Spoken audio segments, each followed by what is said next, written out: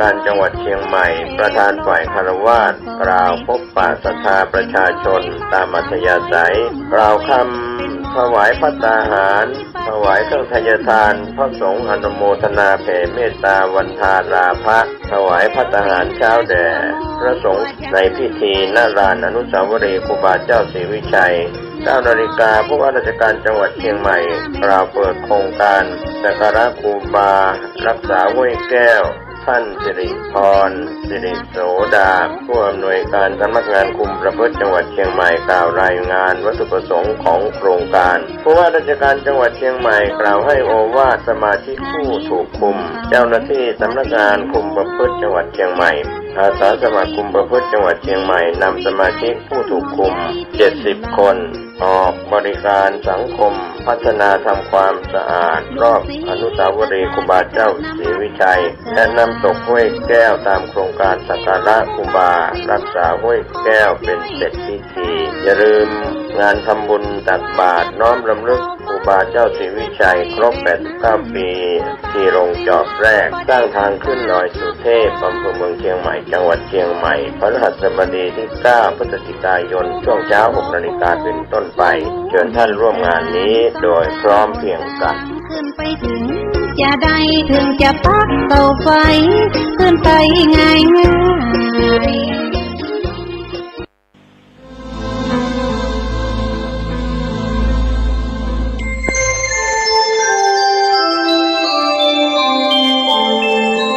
ขณะนี้ท่านกำลังฟังสถานีวิทยุกระจายเสียง FM 104.5 เมกะเฮิรตซ์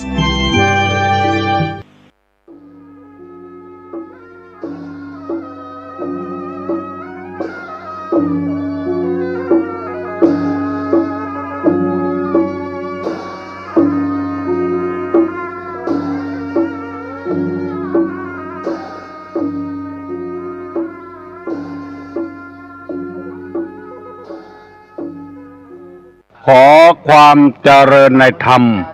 และความผาสุกทางใจจงได้บังเกิดมีกับท่านสาธุชนผู้เจริญในศีลผู้เจริญในธรรมทุกท่านร้องพร้อมกันนี้ขอยกมือ10 นิ้วกราบอาราธนาเอาคุณพระแก้วเจ้าทั้ง3บุญศีลบุญทานที่ท่านผู้เปิดวิทยุรับฟังรายการนี้ได้กระทำปั้มเป่งมาในอดีตและกำลังจะทำเวลานี้เสื้อวัดเสื้อวาเสื้อบ้านเสื้อเมืองพระสยามเทวาธิราชสิ่งศักดิ์สิทธิ์ทั้งหลายอันมีพระธาตุเจ้าดอยสุเทพพระเจ้าธาตุหริพุนชัยพระธาตุเจ้าลำปางหลวงพระธาตุเจ้าจ้อแฮพระธาตุเจ้าแจ้แห้งพระธาตุเจ้าดอยตุงพระเจ้าตนหลวงพระธาตุเจ้าดอยกองมูจังหวัดเชียงรายจังหวัดแม่ฮ่องสอนตลอดถึงบารมีของครูบาเจ้าศรีวิชัยนักบุญแห่งล้านนาไทยเป็นต้นขอยกมือ10 นิ้วกราบอาราธนาและเชิญชวนได้มาปกปักรักษาท่านผู้เจริญในศีลในธรรมเปิดวิทยุรับฟังวันนี้ทุกท่านก่อนที่จะได้ดำเนินรายการต่อไปนี้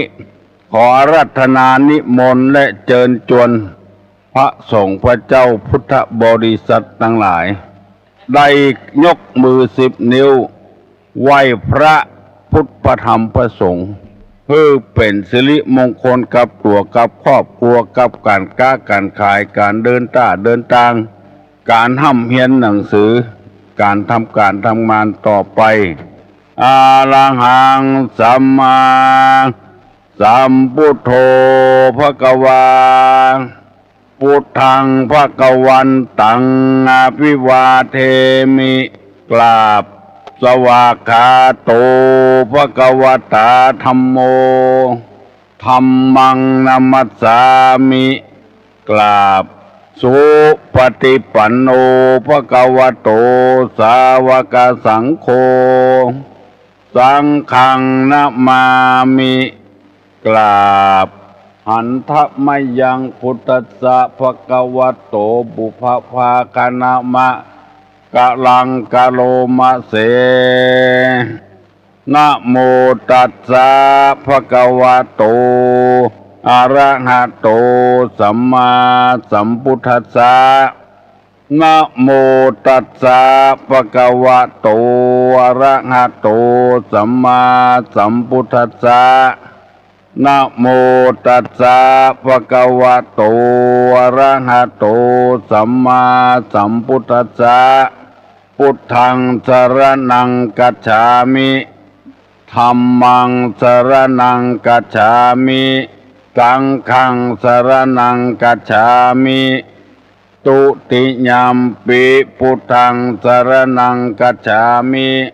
ตุติยัมปิธัมมังสรณังกัจฉามิตุติยัมปิสังฆังสรณังกัจฉามิตาติยัมปิพุทธังสรณังกัจฉามิตาติยัมปิธัมมังสรณังกัจฉามิตาติยัมปิสังฆังสรณังกัจฉามิอิติปิโสภะคะวะอะระหังสัมมาสัมพุทโธวิชชาจารณะสัมปันโนสุขโตโลกาวิทูอนุตตโลปุริสาธัมมสารติสัทธาเทวะมนุษสานังพุทโธภควติสวากขาโตภควตาธัมโมสันทิฏฐิโกอากาลิโกเอหิปัสสิโกโอปนะยิโกปัจจตังเวทิตโปวินยูหิติสุ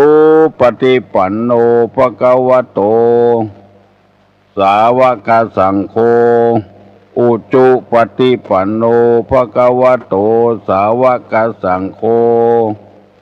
ญาญะปฏิปันโนภควโตสาวกสังโฆสามิจิปฏิปันโนภควโตสาวกสังโฆญาติตังจัตตาริปุริสายุคานิอัฏฐาปุริสาปุคลาเอสาภควโตสาวกสังโฆอาหุไนโย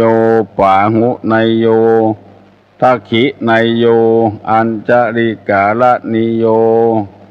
อนุตตะลังปุญญเขตังโลกัสสาติกราบหนึ่งกราบสองกราบสามกาเลนะธัมมสวนังเอตัมมังคารมุตตมังมาแล้วเนอเสียงก้องเสียงก้องเสียงมองต่ำเข้าเสียงตุเจ้าเทศนาธรรมมาแล้วมาถึงบ้านถึงจอง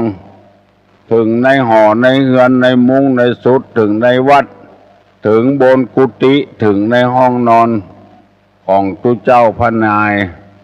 มาถึงรถถึงลามาถึงหม้อข้าวเตาไฟมาถึงห้องน้ำมาถึงที่กำลังออกกำลังกันเมื่อเจ้า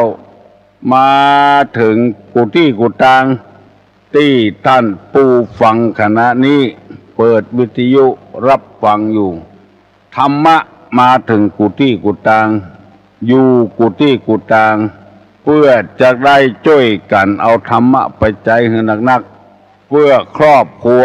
เพื่อสังคมเพื่อองค์กรต่างๆจะได้มีความสุขขึ้นแถมแล้วไปทางใดก็ยิ้มแย้มแจ่มใสบรรณาบูดบรรณาบึ้งคือกันโดยธรรมะเป็นตึงหากตนหรือรากแก้วของต้นไม้ธรรมะเป็นถึงกู้ย่างเป็นเครื่องประดับประดาในจิตในใจเมื่อใจมีธรรมะแล้วการกระทำต่างๆ จะถูกต้องขึ้น อาทิเช่น การกระทำก็บ่ผิดพลาด การพูดจาปราศัยก็เข้าหูคนถูกหูคน การกึดไอ้หยังก็กึดถูกต้อง จะมีผิดพลาดก่อนน้อยๆเวลาที่บ่ตั้งใจเท่านั้น โดยเฉพาะการอย่างยิ่งคือการอู้กันจานี่มันจะบ่เป็นพิษเป็นภัยกับไผฟังแล้วหูเรื่องหูราว บางทีมีกรรมหูแตะหูนักเหตุตัวจนจบปริญญากัน แต่ว่าทางจิตทางใจบ่ได้ขัดเกลาด้วยคุณธรรม เวลาจะพูดไอ้หยังออกมาจะปากไอ้หยังออกมาจะอู้หยังออกมามันจะผิดพลาด เพราะเหตุว่าบ่ได้เอาธรรมะเข้ามาใส่ทางจิตทางใจ อู้บ่เข้าหูคน ปากเหมือนกับกินพริกกินเกลือมาบ่เดียว อู้บ่ม่วนพ่อกาแม่ขายก็เช่นเดียวกัน เพราะคิดจะคดทรยศต่อผู้ลูกค้าตลอดเวลาอู้เลยบ่ม่วน สมมติว่าไปขอซื้อหมวกสักใบเพิ่นขาย25 บาทคนจะซื้อไปต่อ20 บาทอู้สัตว์อู้ขวางนะขายไม่ได้21ก็ขายไม่ได้22ก็ขายไม่ได้คนซื้อเพิ่นบอกว่าที่ห้านเพิ่นยังขาย22ไงแต่ไปซื้อมาผมจะฮื้อ23 บาทไปว่าจะเขาใส่โคนกาโคนลูกกาไปเหี่ยทั้งที่ต้องการลูกกานักอู้บะจ้างมีความหูโดนหลายเตื้อละตู้ลุงเคยไปซื้อของมาใจเฮาใครเลือกเนาะเอามาฮื้อเฮาอันเดียว เอาถามมีทำอยู่นี่คุณจะเอากี่สิบผมจะเอามาให้เดี๋ยวนี้ โอ้หนีบุ่นละบ่เอาแล้วสำว่าเสียอีเฮาจะได้เลือกแถมพ่องว่ามันมีหลายอันกาจะได้เลือกเอาถามว่ามีอยู่กันนี่จะเอากี่สิบไปถามจะอ่านหรือเฮาเอาหน้าจ่างเงาออกจากร้านมาเหี่ยจำได้ตลอดประเดียวบางคนว่าซับน้ำมึกใส่ขาไว้โหตึกเก่งตึกขายของเก่งตึกแต่ปากบ่ม่วนเพราะบ่ได้เอาธรรมะมาใส่ใจธรรมะเป็นเรื่องทางใจทำอย่างก็ผิดพลาดบ่ถูกบ่ลงเพราะขาดคุณธรรมทั้งนั้นทางสถานมีวิทยุท้องถิ่นขึ้นของพระพุทธศาสนาและศีลธรรมก็จะพยายามเอาธรรมะมาใส่ในหัวอกหัวใจพุทธบริษัทมากเพื่อเราจะได้อยู่กันฉันปี้ฉันน้องมีไอ้หยังแบ่งปันกันกินกันใจอู้กันล่งส่งกันปอแล้วมันม่วนมันมีความสุขการใจกำอู้กำจ่านี่จัดสำคัญคนถ้ามีคุณธรรมในใจแล้วอู้ม่วนจะยกตัวอย่างให้ฟัง2 คนพ่อลูกกินข้าวด้วยกันแล้วลูกมันไปคบใส่หัดคำว่าหัดนี่เป็นกรรมตั้งเหนือของเฮาคือไปคบใส่บหินใส่ทรายลูกมันให้ว่าด่าเข้าตัว กินเปิ้นมาตั้งแต่น้อยถึงปนใหญ่กันเนี่ยไปโดนใส่หัดเม็ดเดียวบ่ได้ด่าเข้าพ่อเปิ้นก็ประกอบด้วยคุณธรรมปอบอกปอบใจโอ้ลูกก็กินมาเมินแล้วลูกมันไปคบใส่พ่องไปเป็นหยังเนี่ยปีหน้านะเฮาปากันไปปลูกเข้าบนป่ายไม้พุ่นเนาะมันจะบ่ได้บ่มีหัดป่ายไม้บ่มีหัดบ่มีขี้ทรายลูกมันดักทันทีมีความสำนึกได้ว่าเอาเข้าไปปลูกป่ายไม้จะไม่ได้กินจะได้น้ำก็บ่มีดินก็บ่มีเข้านี่เปิ้นจึงปลูกกับดินลงปลูกกับต้งกับนามีน้ำตัวดินตัวเอาใส่ปุ๋ยได้ตัวก็เลยดักบ่ให้ล่ะเกิดหาเหตุผลเสียพ่อมันจวนลูกมันไปปลูกเข้าบนป่ายไม้ ความสำนึกก็เกิดขึ้นกับลูกว่าธรรมดาเข้ามันปลูกลงดินแล้วมันก็ย่อมจะเป็นหัดเป็นทรายพ่องเป็นธรรมดาอนุโลมกันไปอันนี้หันได้ชัดเจนนั่นก็คือคุณธรรมมีคุณธรรมประจำจิตประจำใจจ้างอู้ถ้าป้อไปจ้างอู้ให้ตาบอดอู้ขี้มาใส่ก่อนไปเดือดไม่หยังเข้ามันอยู่ในดินมันก็เป็นพ่องกะบ่ใครครบสหัสก็กินใส่ก่อนกะอาจจะว่าอย่างอี้ก็ได้เพราะปราศจากศีลปราศจากธรรมบ่มีคุณธรรมไม่ได้อันนี้ใจในการอู้การจ๋าบ่ฟังบ่ฮีบจังกล้วยอู้ไปอันนี้แถมข้อหนึ่งภายเคยสังเกตพ่องตุลงในชอบฟังเพิ่นอู้ในวิทยุโอ้บางกรรมจัดดีจัดม่วนอู้วยลำไปอันยังเป็นอันยังได้บ่ฮู้เรื่องสักกรรมเรื่องเขาก็ไข้หัวตัวอันน่ะเพิ่นไข้หัวเขาไข้หัวตัวเพิ่นบ่ฮู้ว่าอันยังเป็นอันยังอู้เร็วลำไปแล้วตู้เจ้าสองตนคนสองคนอู้ในวิทยุลู่กันอู้บ่เปลี่ยนให้กันอู้บ่ฮื้อกันได้อู้ตัวพ่องอันนี้ก็จะว่าไปว่ามานี่ขาดคุณธรรมเหมือนกันนะให้อู้เหี่ยคนเดียวอู้ที่จะอู้แมนอะไรอย่างออกมาอู้เอาคนเดียวอู้เอาคนเดียวโอ้อันนี้ก็ขอฝากไว้เนอะนักการบ้านการเมืองก็ดีนักเทศก็ดีนักเผยแพร่ธรรมะคำสั่งสอนก็ดีถ้าเตื้อกรรมจะดีเพราะทุเจ้ามีความหูแต่จบปริญญาตรีปริญญาโทกันเอามาสนทนาปราศัยกันในวิทยุอู้เหี่ยคนเดียวบ่ปล่อยให้คนอื่นอู้พ่องอันนี้เรียกว่าขาดคุณธรรมนะคือบ่เก่งอกบ่เก่งใจไผบ่หานอกบ่หานใจบ่ไว้ตาไผพ่องเฮ้อเปิ้นอู้พ่องบ่ได้อู้พออ้าปากกันมามันอู้ไปเห็นหมดบ่ไว้ตาไผเฮ้อตากันพ่องโอ้มีแถมนักนะเรื่องอู้เรื่องจ๋านะกรรมบักเก่าเปิ้นว่าอู้เฮ้อเปิ้นฮักยากนักจักหวังอู้เฮ้อเปิ้นจังกรรมเดียวก็ได้คนต่างจังหวัดนี้ติ้งมาออกอากาศโอ้ฟังแล้วบ่เข้าใจอู้เหลวอู้ในวิทยุเดือนนี้นะเป็นเดือนนี้นะคือปากันทำบุญตักบาตรนะ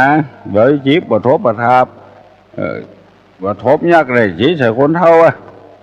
คนเท่าสะดุ้งสะเดนเพิ่นไปเอี่ยวกันเอี่ยวงานพบบ่ม่วนบ่งานข้อว่าเวยลงไปก่อนอย่างกำยองนี่น่าฟังเนอะขอเชิญโจรพี่น้องทั้งหลายถึงเวลาแล้วโคบผีมีมือถึงเดินหนีมาก็เชิญจวนพี่น้องศรัทธาผู้เฒ่าผู้แก่ไปวัดไปว่าไปคัดราชวัดแปลงซุ้มแปลงประตูตอนรับพญาเวสสันตระตอนที่เข้าบ้านเข้าเมืองฟังแล้วม่วนอกม่วนใจเนอะฟังแล้วม่วนอกม่วนใจสบายใจดีฝนหาแก้ว7ประการลงมาตกถมฐานถ่ำท่วมเต็มในกุ้มราชวัดปอสะปัดเปงแอวตกเป็นแถวตุกสลอกตั้งวันตกวันออกเจโจรฟังไปง่อมไปไปทางละปูนนี่พี่น้องยองโอ้บางคนจีน อู้ในโทรศัพท์มาหาตุลุง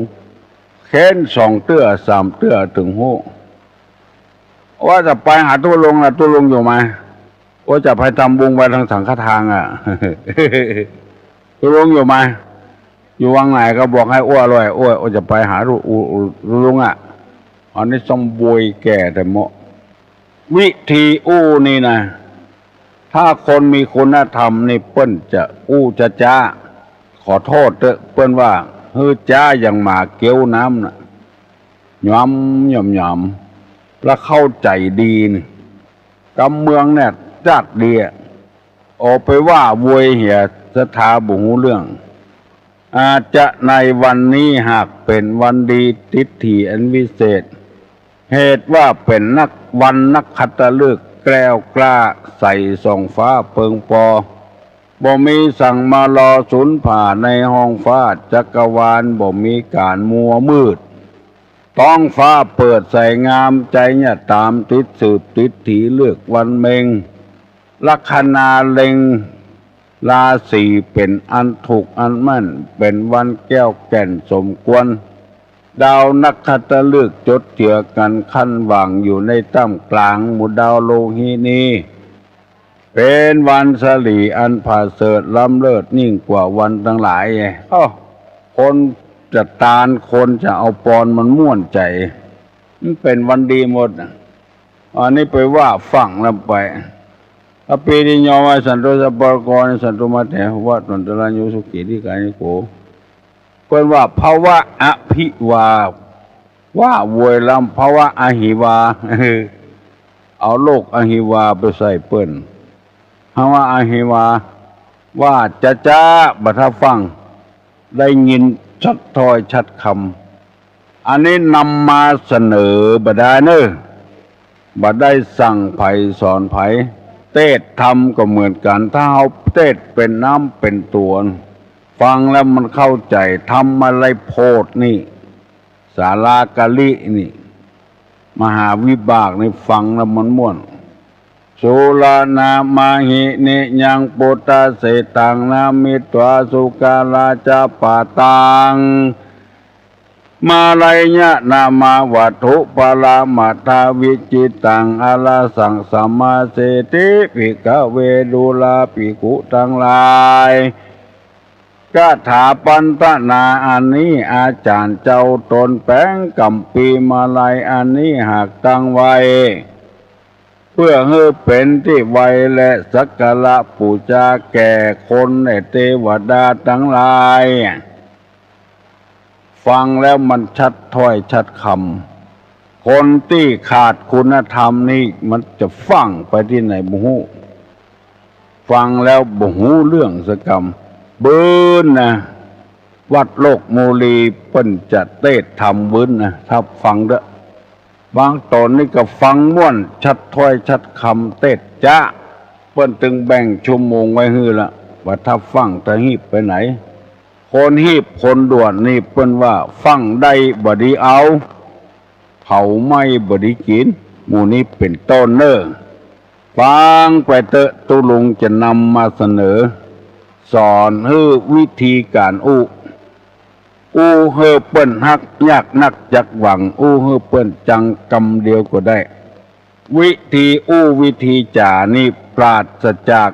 มลทินต่างๆนี่กรรมอันใดดีว่าว่าในท่ามกลางชุมชนกรรมอันใดบอดดีว่าอย่าแปลว่าในท่ามกลางชุมชนกรรมมันมีลูกคุยกันระหว่างสองคนนี่ไปทำยังกับคนหมู่มากนี่ไปทำยังมันมาใจเหมือนกันลูกบางคนนี่บักกึดบักล่ำอย่างไปขายหน้าขายตาเพื่อนต่ำกลางต้ากลางตางกำขำมวลชนขำคนหลายคนนักฟังแล้วเฮาก็บ่สบายใจไปขายหน้าขายตาเพื่อนบ่ได้กึดเหี่ยก่อนแล้วว่าไปใจกำปากบ่เป็นสาระบ่เป็นประโยชน์กรรมบางกรรมใน2 ต่อ 2นี้ได้บางกรรมนี่บ่ได้จะไปเอามาใจมันต้องศึกษาต้องเล่าเรียนกันต้องหูเรื่องหูราวกันให้ก่อนที่นำมาเสนอในวิทยุนี้เพื่อให้ตุเจ้าพันนายปลดใจไม่ยิงแคว้นก็ดีแก่บ้านก็ดีได้ใจให้มีสาระมีประโยชน์เพื่อมีสติควบคุมตลอดเวลาในการกันจ๋าบางคนบ่ควบคุมบ่ใจสติควบคุมว่าไปเลยกินข้าวกับหยังกินข้าวใต้กับป้วย บ่มีสติควบคุมเปิ้นกินข้าวใต้เข้ากับกล้วยใต้มันเล่นกินข้าวใต้กับกล้วยมันบ่ถูกไปแล้วสองหน้าคนหลายแห่งวางนี้บ่สบายไม่เป็นหยัง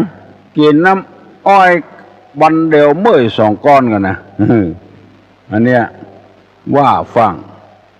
เขาเล่นพายกันเล่นใบเล่นบอดเสียงใบเสียงบอดบ้านนั้นรถสองเครื่องกะขายจดหมดรถเครื่องสองกันมันจดรถสองเครื่อง ฟังต้องมีสติควบคุมอยู่ตลอดเวลาอันนี้เป็นต้นฟังไปหลายๆเรื่องเด้อมันถึงเข้าใจคนเดียวมันอย่าไปฟังอย่าไปเร็วฟังได้บ่ดีเอาเผาไม่บ่ดีกินวันนี้จะได้นำเอากำบาดชีวิตล้มเหลวได้มาฝากมาฝังตุเจ้าพนายบ่ออกไม่ออกโดยแถมมันบ่เสี่ยงง่ายๆธรรมะในทางพระพุทธศาสนานี้ปรารถนาอยากให้คนเจริญรุ่งเรืองกู้คนบอกว่าตัวเจ้าพนายปดใจไม่ยิงกำนันผู้ใหญ่บ้านอบต.เพื่อมันเจริญรุ่งเรืองต่อไปบ่เฮือนิยมวัตถุมากเกินไปถ้านิยมวัตถุมากเกินไปอย่างเที่ยวหันเป็นแผ่วผู้ว่าราชการจังหวัดโดนไล่ออกช่อลาดบังหลวงโกงเงินของประเทศชาติบ้านเมืองเป็นนายอำเภอก็โดนไล่โดนย้ายเป็นแกเป็นแคว้นเจ้าบ้านเจ้าจองไล่ถูกได้ออกย่อออกยากเป็นครูบาอาจารย์สอนนักเรียนก็โดนไล่ชีวิตบั้นปลายล้มเหลวหมดเพราะขาดคุณธรรมอย่างที่เขาว่ากันวันนี้จะได้นำเอากรรมที่ว่าชีวิตล้มเหลวสาเหตุแห่งความล้มเหลวในชีวิตมีอย่างพ้องมีอันอย่างพ้องบ่เข้าใจผู้อื่นนึกว่าผู้อื่นเง่านึกว่าไผบ่ฮู้นึกว่าเขาต่ำต้อยเหลือเฮาหมู่เนี่ยจึงเป็นเหตุให้ชีวิตล้มเหลวไม่ประมาณตนบอกหูจักประมาณตัวเองว่าตนเองเป็นเชื้อใดกินนักจ่ายนักใครได้นักเหลือเปิ้นเหลือต้านทั้งที่ตัวมีทุนน้อยความหูน้อยชีวิตล้มเหลวไปเพราะบ่หูจักประมาณตนเองไม่เดียงสาต่อการคือบ่หูบ่ได้ศึกษาเนี่ยบ่เดียงสามาก่อนเข้าไปหาเจ้าหานายเข้าอย่างใดมันจะถูกเข้าอย่างใดมันบ่ถูกบ่เดียงสาต่อการกระทำนั้นอาทิเช่นคนจีนไปนิมนต์ตุเจ้าอ้วมาเชิงลือไปกินข้าวบางอ้วนะอีก2 วังนะลือไปกินข้าวบางอ้วให้เงินเลยไปนิมนต์ตุเจ้าเจิญไปกินข้าวบ้านอ้วนิมนต์ตุเจ้าออกมาหันเน้นนั่งอยู่หัวคันไดเอามือยุบหัวเน้นแถมไอ้ตีวังพุ่งนี้นะลือไปกินข้าวบางอ้วนะเจ้าข้าวบางอ้วไปกับเตี่ยลือนะว่าตุเจ้าเป็นป้อเน้นแถมเหลวไปตั้งกลางควงไม่ชี้กวาดขี้หญ้าอยู่ไปกับลือกับเตี่ยไปนะอามาตลือไม่ต้องเอาไปนะเอาแม่ชีเป็นแม่เน้นแถมอาม่าลือไม่ต้องเอาไปนะอันเนี้ยบัดเดียงสาต่อการบ่ฮู้เรื่องไม่สำนึกผิดชอบบ่รับผิดบ่รับชอบอย่างสักอย่างพอมันผิดไปเอาโยนให้คนอื่นหมดเสื้อผิดแต่เฮาว่าผิดบ่ใช่นะ แก้ตัวอยู่หั่นแล้วมันถึงพิษเต็มประตูอยู่หั่นแล้วบ่ใช่นะบ่ใช่นะมีสุภาษิตบทหนึ่งว่าคนดีนี่แก้ไขคนจันไรนี่แก้ตัว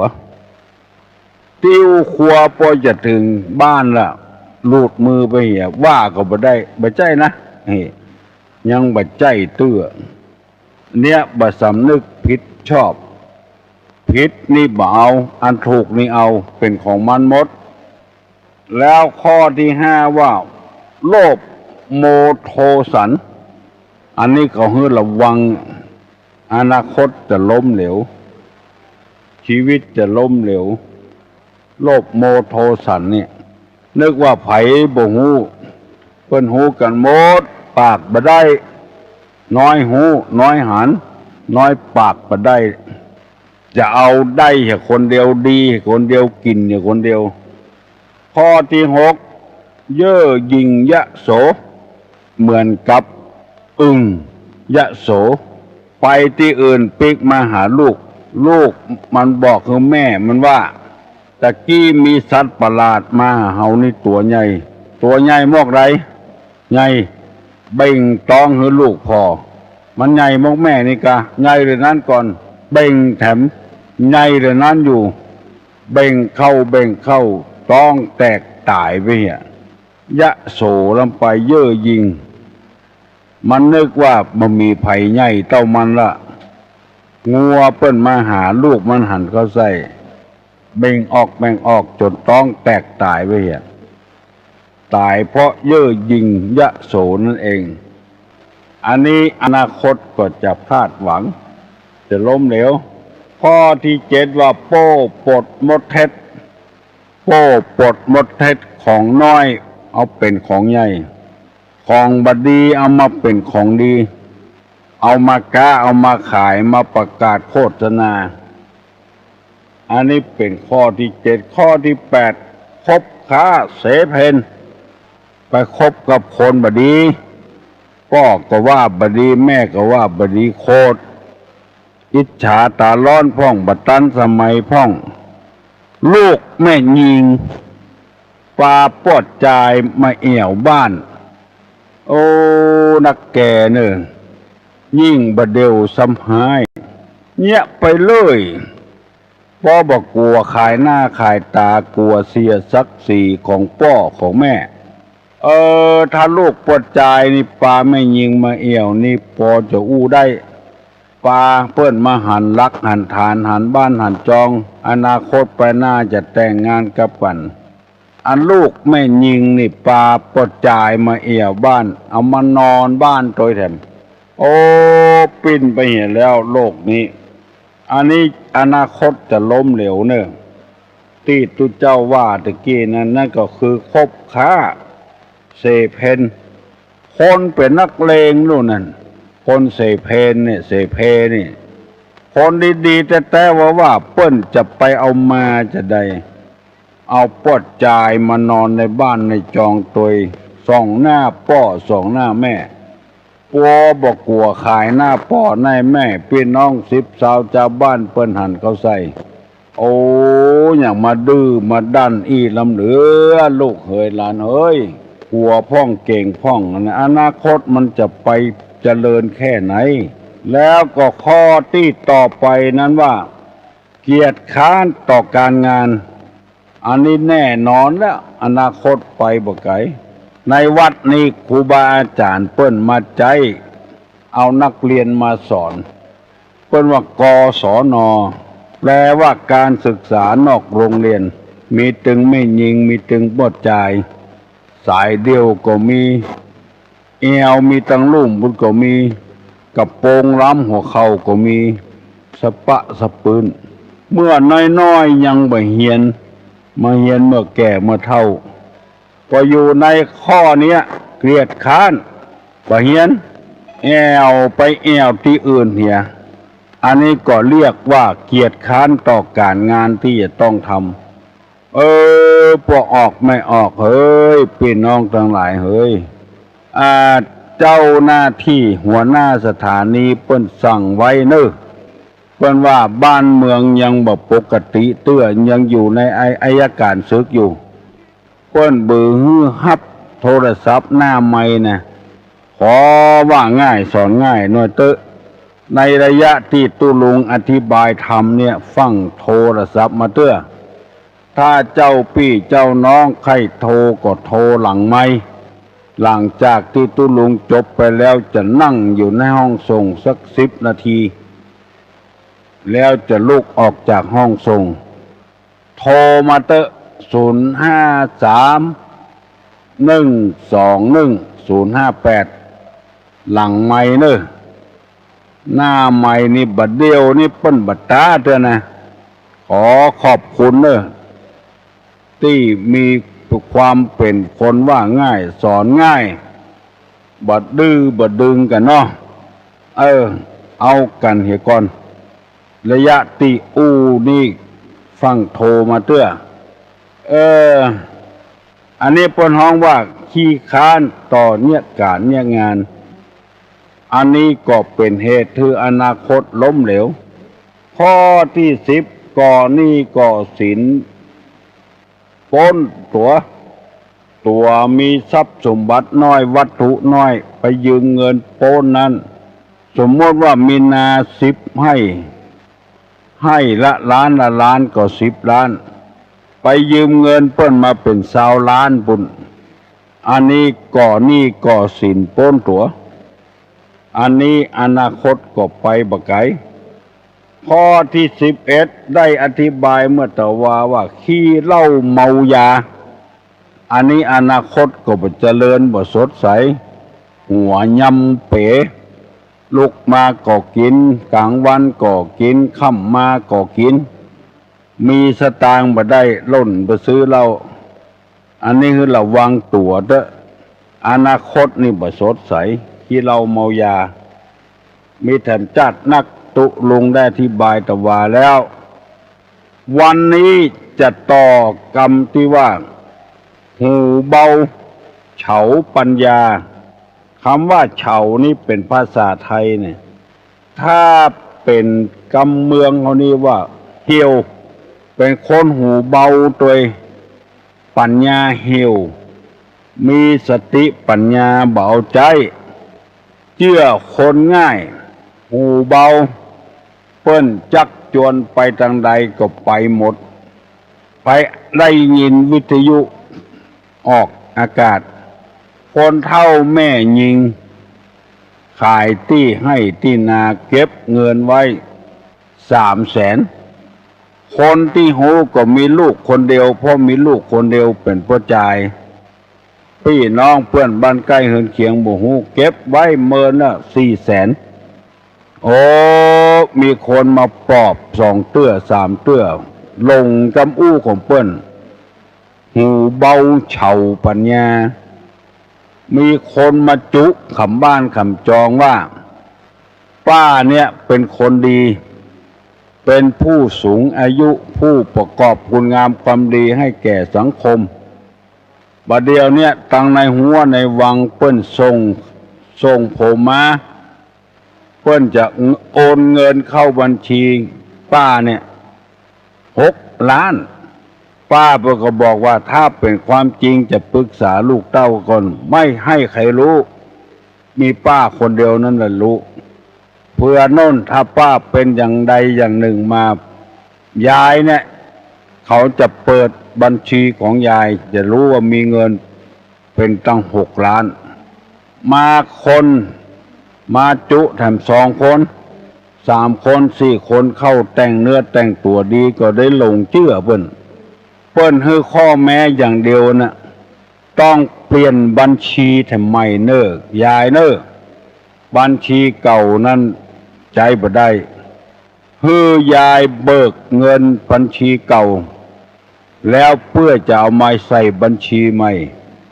แล้วพวกผมจะโอนเงิน6 ล้านมาใส่บัญชีใหม่ได้สะดวกหูเบาเฉาปัญญาจวนเปิ้นไปเบิกเงินบัญชีเก่า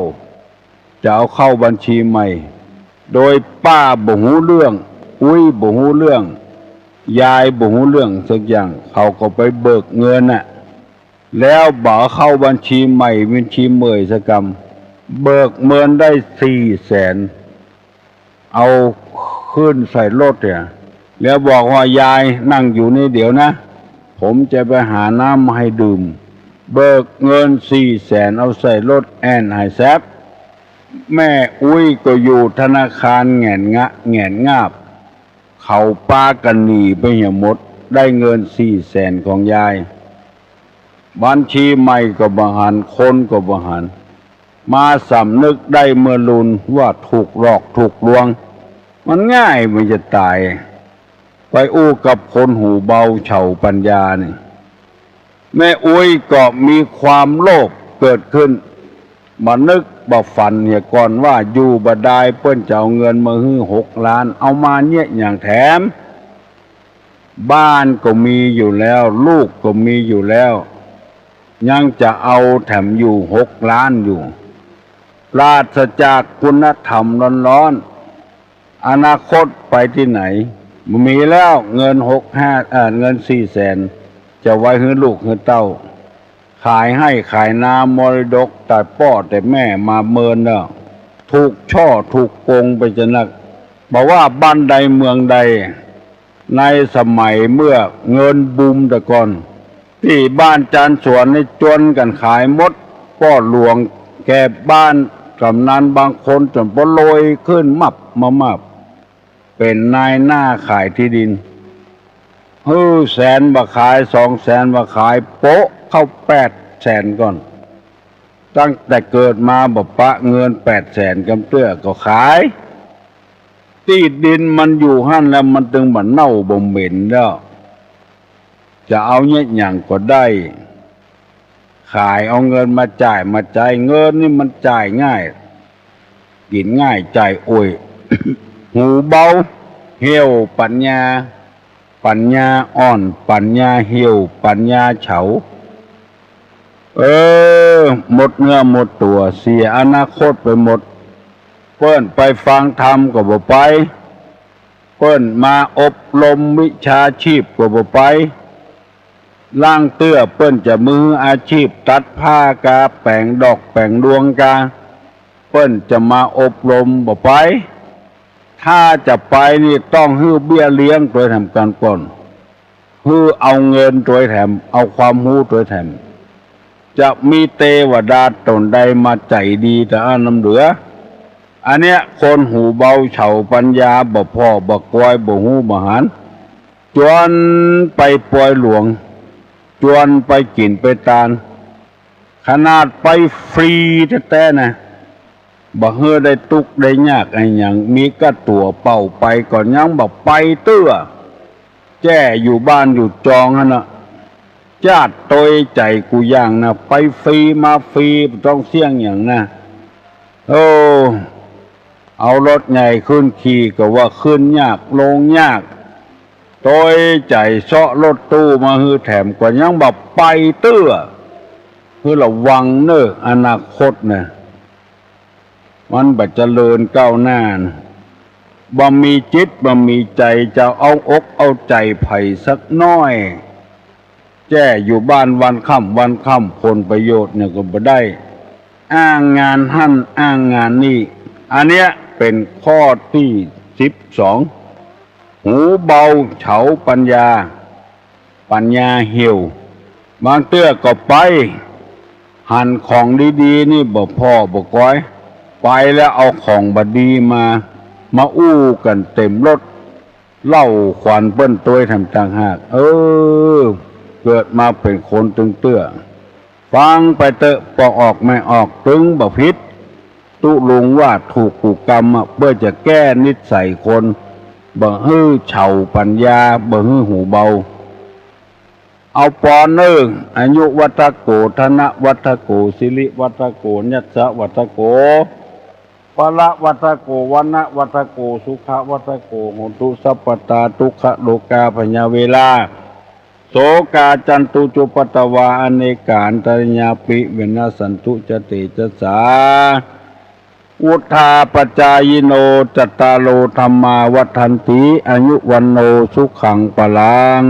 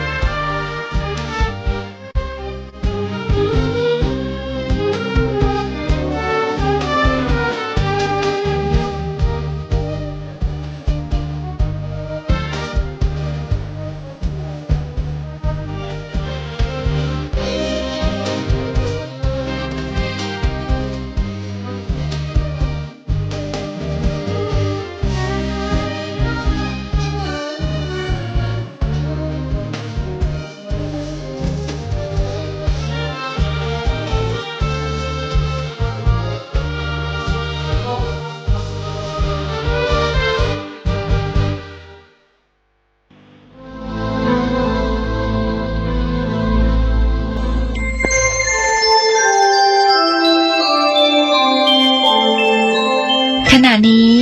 ท่านกำลังฟังสถานีวิทยุกระจายเสียง FM 104.5 เมกะเฮิรตซ์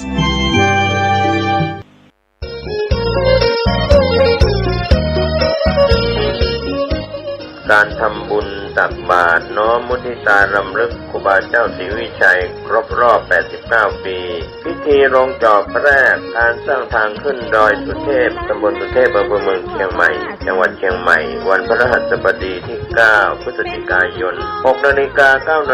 ศรัทธาประชาชนพร้อมกันณลานอนุสาวรีย์ครูบาเจ้าศรีวิชัย 6:19 น.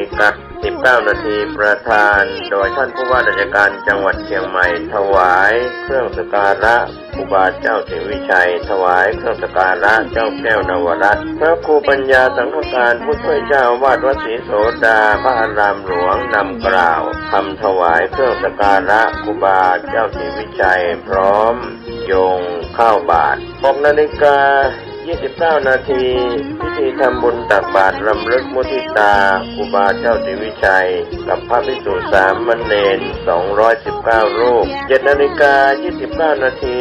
ประธานโดยท่านผู้ว่าราชการจังหวัดเชียงใหม่พระสงฆ์เจริญพุทธมนต์พระธรรมเสนาบดีประธานฝ่ายสงฆ์กล่าวสัมโมทนียกถาเทิดเกียรติคุณครูบาเจ้าศรีวิชัยผู้ว่าราชการจังหวัดเชียงใหม่ประธานฝ่ายคฤหัสถ์กล่าวพบปะศรัทธาประชาชนตามอัธยาศัยกล่าวคำถวายภัตตาหารถวายเครื่องทายทานพระสงฆ์อนุโมทนาแผ่เมตตาวันทาราภะถวายภัตตาหารเช้าแด่พระสงฆ์ในพิธีณลานอนุสาวรีย์ครูบาเจ้าศรีวิชัย 9 นาฬิกาผู้ว่าราชการจังหวัดเชียงใหม่กล่าวเปิดโครงการสักการะครูบารักษาห้วยแก้วท่านสิริพรสิริโสดาผู้อำนวยการสำนักงานคุมประพฤติจังหวัดเชียงใหม่กล่าวรายงานวัตถุประสงค์ของโครงการผู้ว่าราชการจังหวัดเชียงใหม่กล่าวให้โอวาทสมาชิกผู้ถูกคุมเจ้าหน้าที่สำนักงานคุมประพฤติจังหวัดเชียงใหม่อาสาสมัครคุมประพฤติจังหวัดเชียงใหม่นำสมาชิกผู้ถูกคุม70 คนออกบริการสังคมพัฒนาทำความสะอาดรอบอนุสาวรีย์ครูบาเจ้าศรีวิชัยและนำตกห้วยแก้วตามโครงการสักการะครูบารักษาห้วยแก้วเป็นเสร็จพิธีอย่าลืมงานทำบุญตักบาตรน้อมรำลึกครูบาเจ้าศรีวิชัยครบ89 ปีที่โรงจอดแรกสร้างทางขึ้นดอยสุเทพอำเภอเมืองเชียงใหม่จังหวัดเชียงใหม่พฤหัสบดีที่ 9 พฤศจิกายนช่วงเช้า 6 นาฬิกาเป็นต้นไปเชิญท่าน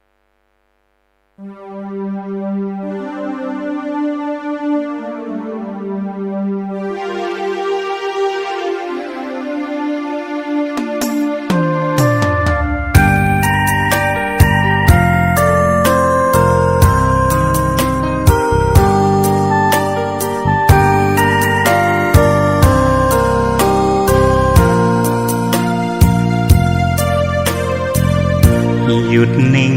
เย็นในไม่มีโต้ตอบสอบผ่านสบายฝึกจิตภายในได้มาปรงธรรมสร้างสมบารมีมิให้ตกต่ำสภาวะธรรมส่องนำชีวิตหยุดโลภโกรธหลงปลงอนิจจังวางลงทุกสิ่งเมื่อจิตเรานิ่งเห็นธรรมทันทีแจ่มแจ้งรู้จริงพร้อมวิหารสี่จุดหมายเรามีอยู่ที่นิพพานทุรธรรมนำพ้นล้นด้วยปัญญายกธรรมเมตตานำพาสื่อสารสัจ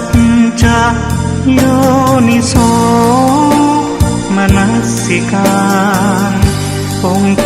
ธิญาณประทานให้เรา